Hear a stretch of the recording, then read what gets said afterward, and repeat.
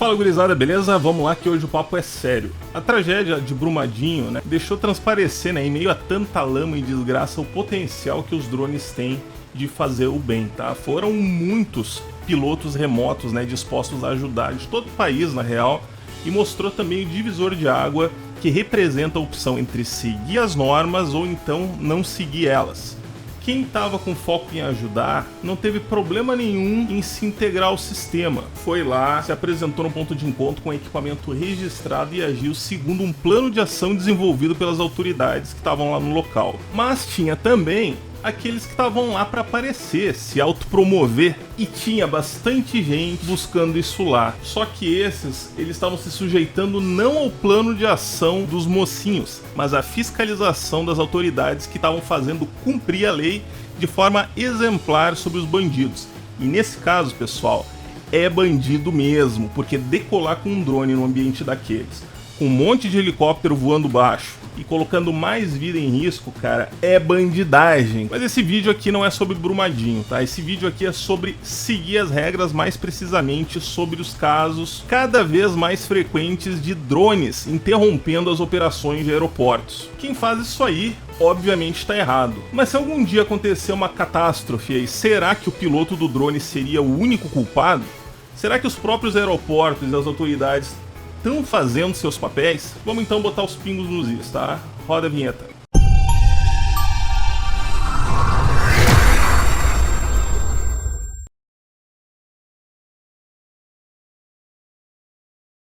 Quem acompanha o drone modelismo já há algum tempo deve lembrar que anos atrás eu falava bastante aqui sobre legislação e sobre as regras para o uso de drones no Brasil. Isso porque, naquele tempo a coisa era novidade, ninguém sabia bem ao certo onde buscar informação e tinha também muita gente curiosa a respeito desse assunto. Já de uns tempos pra cá dá pra ver, que eu reduzi bastante essa pauta aqui no canal. Isso aí aconteceu em grande parte porque o pessoal já tá ciente das normas, ou pelo menos de onde pesquisar. Até porque, pessoal, basta entrar no Google ali e dar uma procuradinha, Não é mais difícil do que usar a busca do Xvideos. E além disso, além das pessoas já estarem cientes, elas têm a liberdade para seguir as normas ou não, sem ter que ficar alguém ali levando pela mão e dizendo o que é certo, como se fossem crianças. Mas o grande motivo para eu ter parado de falar isso aí é porque eu cansei. Só que tem um assunto que eu ainda queria tratar aqui e tem a ver especificamente com drones em aeroportos. Eu queria começar dizendo que eu não concordo com aqueles que dizem que isso é teoria da conspiração e que, como não provaram nada, não aconteceu. Cadê o drone de Congonhas? Nunca vi, então de armação pra cima de nós. Respeito quem acredita nisso, tá? Mas a minha opinião é a seguinte: muito pelo contrário. Eu acredito, e acho que vocês também, que tem muita gente, cara, muitas empresas até, tem todo o interesse em desacelerar o uso dos drones ou então em dificultar o amadurecimento e a flexibilização das normas relacionadas ao uso deles, única e exclusivamente para preservar os seus respectivos mercados. Eu acho que ninguém duvida disso, O cara tem uma fábrica de rádio e começa a divulgar para todo mundo que TV causa câncer, Porque daí as pessoas vão continuar ouvindo rádio. E vocês, como pessoas inteligentes que são, vão saber que também não é só isso, Tem também muita gente que quer mais, que tenha muito drone azucrinando por aí, porque sabe que pode ganhar bastante dinheiro com esse problema, Não ia ser o primeiro caso da história de alguém criando um problema para depois ir lá e vender a solução. E para essas duas situações hipotéticas, pessoal, e vejam bem, hipotéticas, eu não estou dizendo que é verdade, eu estou dizendo que é bem possível, interromper as atividades de um aeroporto com um drone é uma coisa muito positiva. Cara, é simplesmente muito fácil, cara, muito barato. Se para aumentar o faturamento do cara, ele precisa só decolar com um dronezinho num aeroporto, o cara vai lá e faz. E vocês estão vendo quantos casos têm ocorrido recentemente aí. É Congonhas, Salgado Filho, Newark, Retro, Gatwick, caralho a 4. E vai continuar acontecendo, sabe por quê? Por dois motivos. Primeiro, que tem muito otário nesse mundo, tá? Independente de serem droneiros babacas ou então pessoas com interesses comerciais. E segundo, cara, porque as providências que têm sido tomadas são totalmente incompatíveis, são proporcionalmente irrelevantes frente à gravidade com que esses casos estão sendo tratados. Então, ou a mídia e as pessoas estão exagerando e não é todo esse problema aí, como estão dizendo no final das contas, ou então os responsáveis por fazer alguma coisa a respeito estão marcando bobeira, estão dormindo de touca e deviam estar fazendo mais. E não interpretem isso que eu tô falando como uma sugestão para proibir tudo ou então fazer os bons pagarem pelos maus, que isso aí já seria má fé, ou então falta de capacidade de interpretar o que tá ouvindo. O que eu quero dizer é o seguinte: voar com um drone num aeroporto ou próximo a ele é um ato de terrorismo. É terrorismo e eu não sei por que não é tratado como tal. A opinião pública trata dessa forma, a mídia trata dessa forma, só os responsáveis que por algum motivo ainda não tratam dessa forma. Simplesmente não é possível, sabe quando a conta não fecha? E repito para fixar bem aí na cabeça de vocês, tem um abismo entre a reação observada na mídia e nas pessoas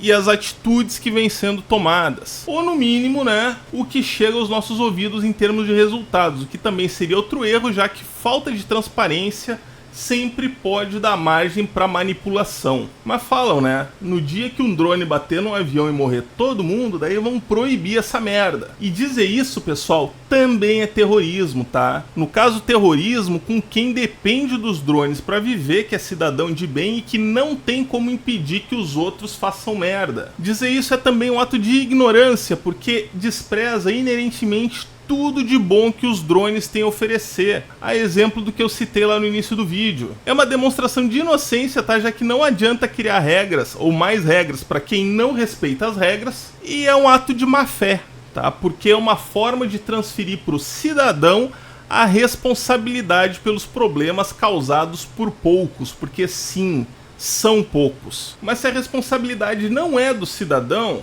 de quem que é então? Bom, pessoal, assim, ó, a máxima culpa por um eventual acidente causado pela colisão entre um drone e uma aeronave tripulada é do piloto remoto, cara. Não tem dúvida, ninguém botou uma arma na cabeça dele para ele fazer o que ele fez. Mas existem também outros dois responsáveis, que são o Estado e os aeroportos. E esses são os maiores interessados em alarmar as pessoas, né? Vocês já vão entender o porquê. Eu não quero ensinar o padre a rezar missa. Eu não tô dentro do aeroporto, eu não trabalho lá para saber como ele funciona e por que as coisas são como elas são. Mas eu sei que independente do aeroporto ser privado ou público, e dada a gravidade da situação, tá na hora de gastar bastante dinheiro para garantir a segurança das pessoas. E assim, a gente não tá falando de uma padaria de bairro, de uma loja de R$1,99. A gente tá falando de um aeroporto, cara, que fatura muito justamente porque precisa gastar muito com a garantia da segurança das pessoas. E mesmo no caso de aeroportos públicos, como é o caso de Congonhas, por exemplo, a gente tá falando de um problema de segurança pública, cara. E aí também a gente tá falando de um país inteiro, cara, que tem dinheiro para gastar com aquilo que julgar importante.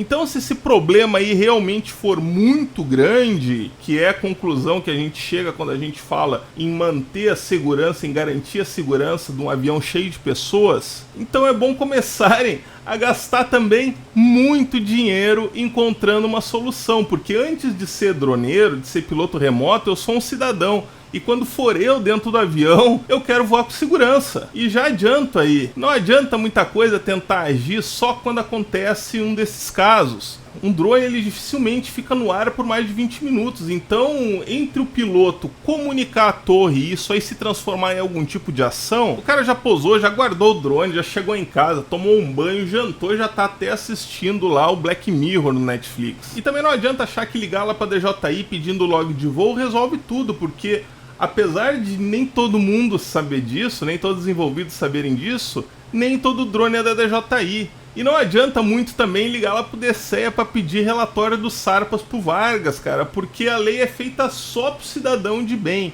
Quem quer fazer merda não vai registrar o drone e muito menos pedir autorização de voo. Então qual é que é a solução, Rafael? Eu não sei, caralho, eu não sou pago pra isso. Mas tem gente que é, e aliás deve ganhar muito mais do que eu para pensar sobre isso. Mas vejam, no entanto, que uma busca rápida no Google já serve para mostrar que tem opções que estão sendo ignoradas. Aliás, o desenvolvimento de tecnologias para proteger aeroportos e outras áreas sensíveis da ameaça dos drones é um mercado por si só e já tem muita solução. Uma delas é da própria DJI, se chama Aeroscope, lá tá uma tralha lá com jeito de ser bem cara e que é capaz de identificar drones num raio inicial de cerca de 5 km. E quando eu falo raio inicial, é porque é possível adicionar tantas antenas quantas forem necessárias para cobrir a área desejada. Tem outra empresa lá também chamada Thales que faz umas engenhocas de defesa tão sofisticadas que eu li a página inteira e não consegui entender porra nenhuma. Mas depois eu encontrei um artigo falando sobre essa empresa aí e descobri que pelo menos uma das soluções deles, para vocês terem uma ideia, é capaz de monitorar 360 graus por meio de radares e câmeras térmicas e identificar um drone de menos de 1 kg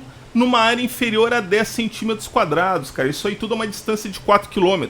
E depois de identificar, ainda oferece lá para o responsável a opção de bloquear o drone interferindo no sinal, nas coordenadas de GPS, ou até mesmo criando uma bolha de rádio que bloqueia qualquer tipo de comunicação dentro de um intervalo de frequências. Cara, coisa de ficção científica. Ah, mas 4 km é pouco para um aeroporto. Então compra um monte, caralho. Compra, sei lá, 10, compra 20 logo de uma vez. E tem muitas outras também. Tem, por exemplo, essa Skylock aí, que na primeira página mostra um Jeep de um lado e um monte de drone se borrando do outro. Olha só, esse Jeep aí já faz a vida voltar a valer a pena. Só que, pessoal, sabe o que todas essas soluções têm em comum? Elas provavelmente são caras pra caralho, o que obviamente não é problema pro povo que em 2018 pagou mais de 2 trilhões em impostos, cara, e só agora em 2019 já pagou mais de 200 bilhões. E olha que a gente só tá em janeiro. Eu participei de um podcast esses dias aí com 3 pilotos de linha aérea, tá? Um deles, por sinal, o Lelo, né? Que vocês conhecem lá do Vista Panorâmica. Vou deixar o linkzinho aí pra quem quiser assistir. E o Lelo comentou que o investimento em segurança aérea, ele é feito, obviamente, em função da probabilidade do risco realmente se tornar realidade, né? Eu vou colocar um trechinho dele aí falando. Então, é aquele negócio, poxa, esse equipamento aqui, para colocar num avião, quanto que custaria? Ah, não sei quantos bilhões. Tá, mas se a gente não colocar isso daqui no avião, qual que é a chance de dar um acidente? Ah, 1 em 1 milhão. E esse acidente vai ser grave, qual que é a chance desse acidente grave? Ah, 1 em 1 milhão também. Ah, não, então não vale a pena o investimento. Chega naquele ponto, essas empresas que têm muito dinheiro, não vale a pena o investimento, eles preferem correr o risco de 1 milhão acontecer um acidente do que fazer aquele investimento daquele tamanho. E infelizmente a gente vive num mundo que não é só na aviação que acontece isso. Realmente as pessoas pensam, porra, tem a chance de acontecer um acidente? Tem, pode acontecer se a gente não fizer isso. Mas o investimento é tão grande que não vale a pena mitigar esta chance deste acidente. Por trás da cortina, tem muita gente com muito dinheiro e CEOs muito fodêncios que chegam naquele ponto e falam, puta, realmente aqui é a minha linha, eu não consigo, eu prefiro mexer com a parte financeira aqui porque não tem como, é o liability, né, que a gente sempre fala, né? E tem pessoas, infelizmente, tem pessoas, cérebros, que decidem isso, e a gente nunca vai ver qual que é a real linha que divide um lado do outro, o que é mais importante, a vida ou o dinheiro? E na aviação, porra... A resposta da sua pergunta está agora em Brumadinho. Então, pessoal, para diminuir o abismo entre o que a mídia fala e o que os verdadeiros responsáveis estão fazendo, deve-se chegar a um ponto comum. Ou o risco é real, é grave, está na hora de investir em tecnologia que já existe, ou então, se o risco atual for considerado baixo e não justificar todo esse investimento, que ao menos isso fique claro. E que se saiba, né, no dia que acontecer alguma coisa, Deus queira que não, mas se acontecer, que existia tecnologia, mas que os aeroportos do Brasil optaram por não gastar dinheiro com isso. Isso vai ser muito bom também, porque se algum dia esse triste fato realmente acontecer, é bom que se puna a todos os responsáveis e não só uma parte deles.